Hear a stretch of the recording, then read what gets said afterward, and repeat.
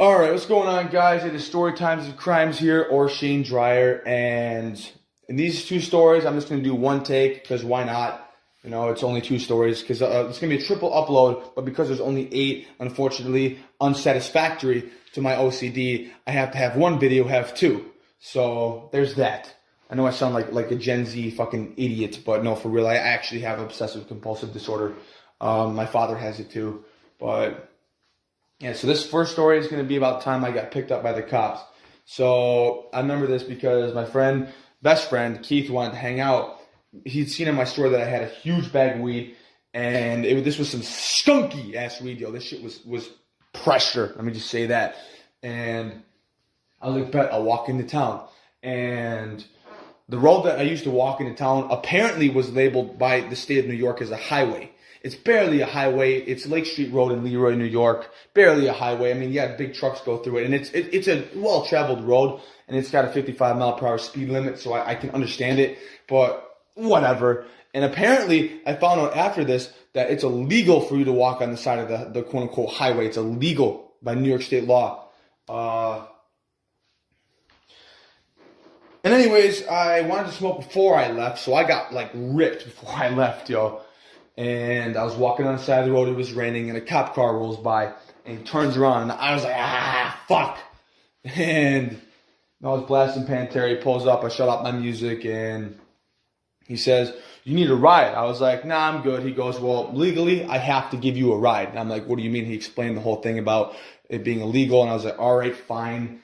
And so, I mean, most people say, well, you're not a gangster, you're not tough. Because you didn't run. Man, fuck you and fuck that shit. They got guns. I'm not trying to get fucking tased, yo. That's a vibe kill, you dumbass. People are fucking stupid, yo. But that was actually pretty aggressive. But anyways, back to the story. I let him search my bag because he had to search my bag to make sure I didn't have any weapons. And he found the fucking, the piece I was using. It wasn't even a piece. It was a makeshift. It was a dry grab made out of a Gatorade bottle in a fucking socket. But yeah, that's all I could afford at the time. And before he let me go, before he fucking put me in the back of the car, he said, do you have any weed on you? And I was like, oh no, I was only using that pipe for tobacco because I actually had smoking tobacco in my pocket as well. And I pulled that out and showed it to him. He's like, oh, okay. I got really lucky with that. And I was stoned too. I don't know how he didn't pick up on it that there was weed on me because I could smell it and I'm the stoner. He's the cop. He should have been able to smell that shit, yo. But he asked me if I had it and I was like, nope, I don't got any weed on me. Drove me into town because I told him I was going to a friend's house. I actually told him the truth about that. But what I didn't do was have him drive to my friend's house. I had him drop me off at some random address. I said make a left, make a right. And then I just pointed at a random house and had him pull in the driveway. And I walked up to the house. And what's crazy is he pulled out and drove away before even checking that I made it inside. So I got away with it. And I just walked to my fucking friend's house. And he actually had a bowl on him. So that was okay, you know, that my shit got confiscated. But I didn't get my weed taken, which was a good part of that story. And, you know, I always like to have, that wasn't as eventful of a story, but I always like to have some crazy twist or some cool thing that happens. Otherwise, I don't think it's worthy of telling. And the cool thing about this one is that I didn't get searched. Like, he trusted me, yo. He fucking trusted me. And it's probably because I was white, you know, because there's still a lot of that shit going on. You know, and I'm not targeting anybody or saying anything by making that statement, but you know what I mean. Yeah, the part 2 of this story just coming right up. Okay, so this is part 2. You'll notice that it was cut in. I know I said at the beginning of the video that I wasn't going to take 2 takes, but unfortunately, on the second half of that video, I fucked up, but I liked the first half, so I'm going to re-record it and just paste it in. So this is part 2. And also notice that I swore too, so I promise, swear to gosh, that I'm not going to swear. Because, you know, I want to be able to, I really think we should stop censoring stuff. I really think it, yo. They took down bestgore.com, okay? Mr. Potato Head got canceled. They're trying to cancel Eminem. Why is everybody being such sheep? I'm sorry, I'm not going to get controversial too much further, but just one thing, please stop being sheep. I can't live in a world where people are such sheep, yo.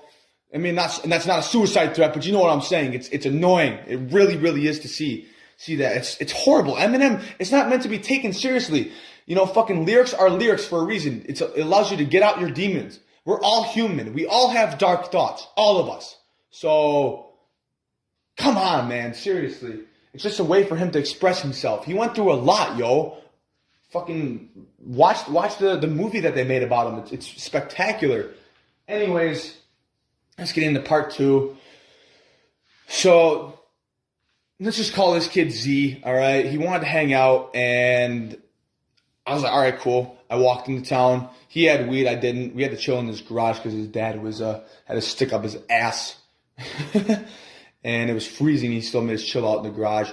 And he wouldn't even let us go in the house. So we smoked out in the garage, walked around town for a little while. And I started getting really, really fatigued, okay? My legs were just tired. Because this was almost at the end of my walking around ride, because I actually couldn't do it much more after that, because literally my aunt would crawl up the stairs, not crawl up, you know what I mean? I was using that, to fucking describe how pathetic it was. She would come up the stairs and check on me, so I couldn't sneak out. But this was towards the end of it, and I had been doing it almost every night, and so my legs were really tired, yo. I was a trooper, though. Like, I would stay up all night, go to school, and then sleep when I came home, and I would still somehow pass my classes. I'm really good at balancing many aspects of life. Anyways, that's distracting from the story. Walking around town, and I had mentioned that I had been fatigued, and he was like, well, we can steal some bikes. I'm like, well, do you know a place we can steal them? He was like, yeah. So we walked down Lake Street. I'm not going to say exactly where, because, confidentiality. And there was just a bunch of bikes. To my amazement, right out on the porch on Lake Street, which, is classified as a highway, and it's kind of busy. It's a lot of cars that go on that road. So I was shocked that these bikes were just sitting there unchained. And obviously that doesn't mean that, I think that leaving things out isn't an excuse to just steal. Like Eric Harris and Dylan Klebold, the Columbine shooters, a year prior to the shooting, had gotten involved with the law. And their excuse for what they did when they stole the van out of the guy's TV was that natural selection, the fucker should have been shot because he left his TV out. No, that's horrible logic. You are a fucking idiot. Those two kids, I'm not glad they shot the school, but I'm glad that they're dead and that they killed themselves, because they're pathetic pieces of shit.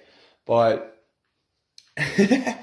anyways, we took the bikes, and the next day I got lucky with what's coming up next. The next day, Z comes to my house and knocks on the door, and it just happened to be when there was nobody home. And let me tell you, the rarity of my aunt and my two cousins not being there, especially with how bad I was behaving at the time, was lucky. And they would only leave me there for like hour periods of time. I mean, I understand I was acting like a child, but they were fucking treating me like a child, and it was frustrating. I hate when people try to control me, even if might be not doing the best. Don't fucking try and dilute me, and stop me from having fun. Nuh-uh, not happening. But yeah, anyways, they happened to be gone when he came, and he was like, we have a problem here. And he explained what I'm about to explain right now. So apparently, the house that we took the bikes from, he not only knew the people who lived there, but he knew that there was a camera aiming right at the bikes. So, fucking great, didn't even mention that. He probably thought it was funny that we were both getting fucked up for this, because that was really stupid. If he had just told me, I wouldn't have taken the bikes, yo. That's dumb. And we both took them, but the only reason why we didn't get hit with charges for that, he said we were extremely lucky that he knew the person, because this guy, he had told Z that on any of the circumstances, any other person, he would have pressed charges. But because he knew Z, our names were cleared. So we just got lucky with that shit. But honestly, that's all there is. I hope you guys enjoyed these two stories, and peace, love, and happiness, man.